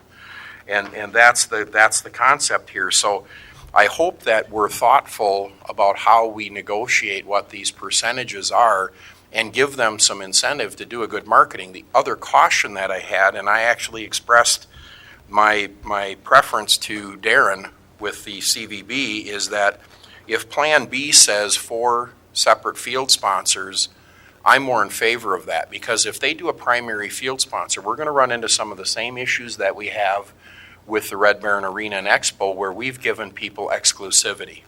And that's created a lot of problems with other people about what's allowed and what's not allowed. And that's a public building. And so anybody within this region should have access and be able to do a function in that building and not be harnessed or tied. And so my thought is that if each ball field has a title name and there's a conflict for a fence board or someone else, we can have 2 competing powers each have a ball field, and they can each have a panel on the other 2 fields that aren't conflicts. So I think it gives us a lot more avenue to include everyone. These should be inclusive, not exclusive, and that was my comment in the meeting. So there again, having this negotiated, and what Glenn says, I totally agree. We need to get this ironed out, because right now everybody's kind of running on, well, I don't know. And well, I don't know isn't a good answer. And I would say that what I'd like to have come out of something here, and maybe even get it on the agenda for the next meeting, is we need to at least pick a group that can sit down with them and plan this out so that we can come back to the council with a proposal. So that said, that's really kind of it. Again, I want to repeat the fact that Maha and the other people that use the Red Baron Arena and Expo, and now the groups that are using the other ballparks, there's enough interest that there's already talk about. You're not really seriously thinking about decommissioning the rest of the ball fields on the existing ballpark out on the bypass, because they said, we think we're going to need all of those. And I'm like, well, let's see where this goes. That'd be a good problem to have. I'm hoping that everything can stay busy, but there's already talk about that. And of course, Maha has said that they are now requiring all their tournaments to be 3-day instead of 2-day, because they want to bring people in town and keep them in town.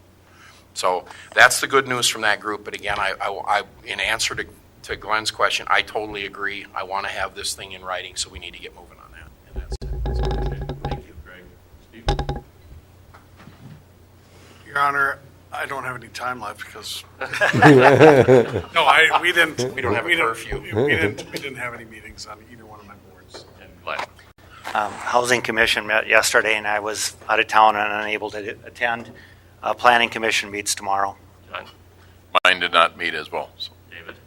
Airport Commission met last Tuesday. You heard about the work there, the presentation this evening on the master plan. On Thursday the 15th, Police Advisory Board and several members of the Police Department are meeting for a series of interviews, 5, I think, for potential patrol hires. And Jim? Might meet tomorrow and Thursday. Okay. Agenda item number 27 is staff reports, or excuse me, council member individual items. Greg, do you have anything more? I do have one, I have a question, and then depending on the answer to the question, I may have an issue.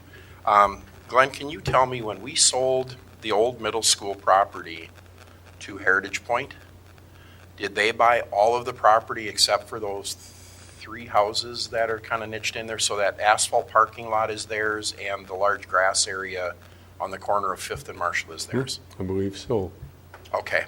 The reason why I ask is it's been brought to my attention by 4 residents that there are 2 vehicles parked on that asphalt parking lot for sale. Okay, and I believe they lease out some of that Okay, parking lot. sure, We okay. can certainly check and verify the If owner. that's commercial, they're but- probably not violating anything as long as they have Pro- permission from probably the owner. not, Okay, that's but- fine. I just wanted to But I check. sure will check. Okay, thank you. Yep. The only thing I had was a constituent brought up a mowing ordinance, and I looked into our ordinances, and we do have one. She was a little concerned that she had lived in a previous community, and theirs was 6 inches, ours is 8 inches.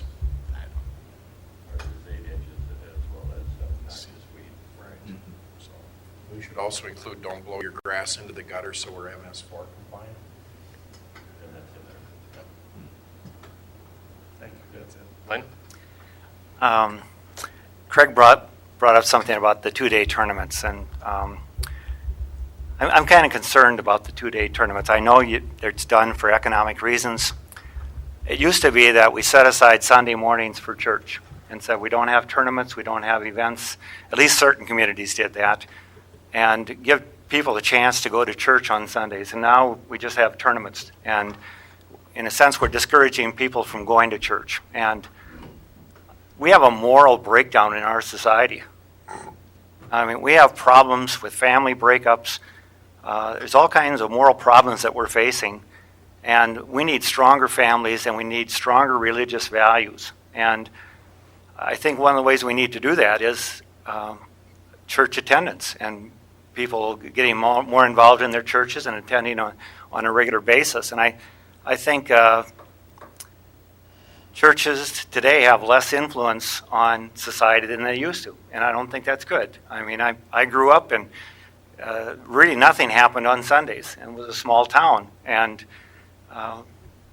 a lot of people went to church. And like I said, I'm concerned. We're promoting 2-day tournaments for economic reasons, and I'm really concerned that we're discouraging people from going to church on Sundays. And I'm concerned about the moral breakdown of our society, because it has ramifications all over. It has ramifications in school, discipline, knowing right from wrong, manners. I mean, it has an effect all over society. And I think that as a city, we should do something to encourage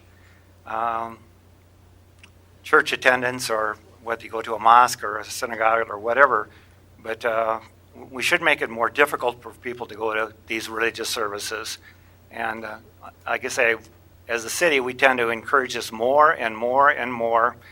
And I don't think that's a good trend for our society. Mr. Mayor, I appreciate what you say, Glenn, but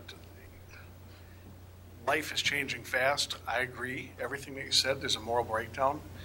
It's not a city's place to legislate morality. You can't do it. You can't legislate morality. There could be a win-win. You could encourage, like sometimes in some summer, they have the church service, which is the multi-ecumenical out at the band shell, which is an awesome thing. And we should do those on Sundays for people who are there. My mom and dad go to Florida every winter, and they have church services in the parks every Sunday. But if you go on the premise that we have to save Sunday mornings, Jewish religion does not worship on Sunday. They worship on Saturday. Seventh-day Adventists don't worship on Sunday. They worship on Saturday. I'm not sure when the Muslims worship. Friday and every day. Yep. The Brethren, it's every day. So you get into the weeds there with those kind of things. And I think that you're absolutely right. There is a breakdown, but I don't think it's the city's job to put in the religious part.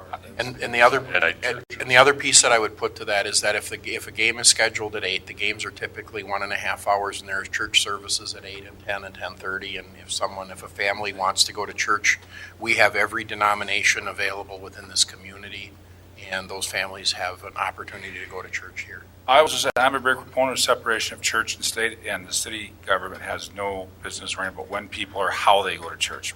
I'm not saying we're telling people to go to church. We should I'm even just saying, suggest church when to we them. schedule events during a normal church time, it discourages people from going to church. It is, and that is the parents' responsibility to take care of their children, not the government, not the tournament. And I'm not saying it isn't. I'm just saying, we can schedule things at times other than when there's normal church hours. People have done that all through history in our country. I mean, small towns all over the place have set aside those times.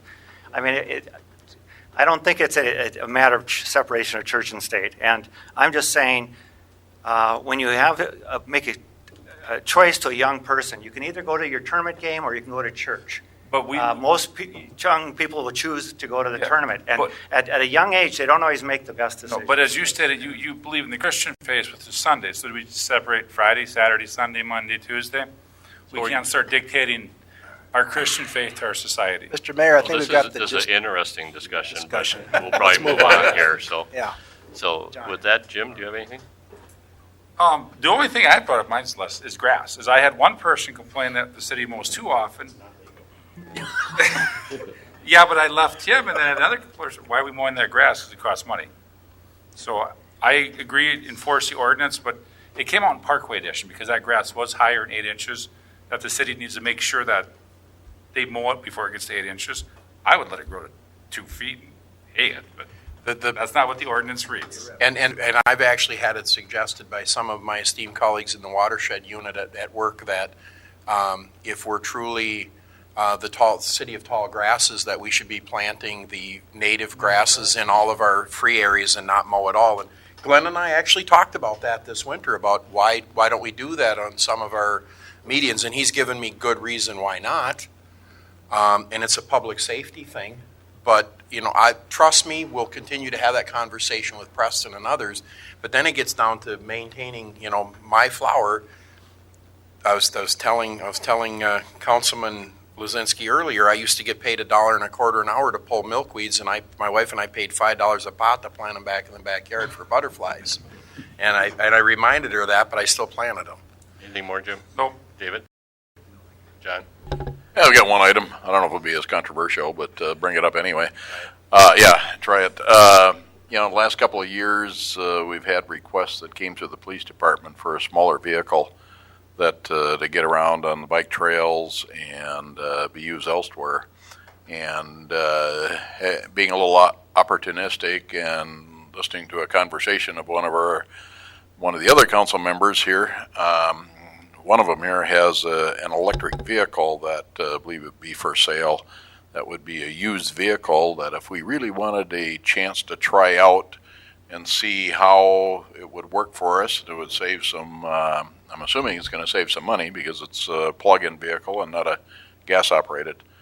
I'd be suggesting we dig into the possibility of purchasing Steve Meister's electric gem and use it as a police vehicle in summertime and events and sounds of summer of having it out around in the area. It's completely street legal. It can go on every street we've got, and including the highways, I believe so. Before we go too much farther with that, we probably have some purchasing conflict issues. I'm sure we'd find out a few things there that we'd have to Just be solve sure that out. we answer those questions Yeah. before we get too much farther on that. But I think if we wanted to give it a try, this would be a unique opportunity to do so. There's not a lot of them in the area that are used in for sale, so bring that I up. think a donation would be good. Well, yeah, that's a possibility too. You think that? Interesting suggestion. Okay, agenda item number 28 then. John, do you have anything more? No. Okay. Staff reports. Kathy, you have anything from the administrator's office? Then we'll go to agenda item number 29. Glenn? Thank you, Mayor and Council. Just some construction updates. The TED project on Highway 68 is underway. That's the acceleration lane coming from Commerce Park. It's a important safety project, and that's underway. We're also waiting for the notification from DEED on the success or non-success of the deed grant funds for Commerce Industrial Park. I did meet with Carla earlier concerning the potential costs and methods of financing, and it does all come down to whether or not we get the deed funds. Now, the interesting item in that project is if we get deed funds, it goes to one contractor. If we don't get deed funds, the low bid is a different contractor entirely, but it's nice that both of those contractors are from Marshall. The contractor is starting on the North 7th Street project, and we'll need to close CASA 33 early next week, probably Tuesday, but you'll see a notification in the paper concerning that closure as well. We're working hand in hand with ADM for that closure. There'll be a detour set up for that, just a short detour going north of the ADM plant. The water main contractor is waiting for a subcontractor to give a schedule for boring the new water main along Trunk Highway 59 near Ace Hardware. We would expect that as soon as possible, and then the coordination with the water main on North 7th Street with the grading contractor for improvements there. If you have any questions on any of the other projects, just let me know. Questions for Glenn? If not, Dennis? Nothing at this time. Okay, then let's move to agenda item number 31.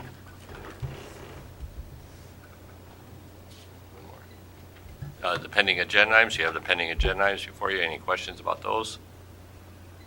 Agenda item number 32, the information items, including building permits. Brings us then to agenda item number 33.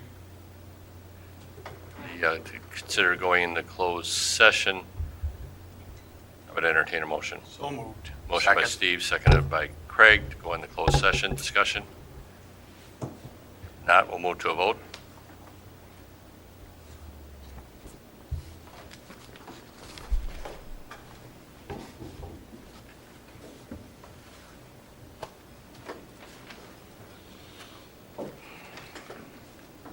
Motion passes.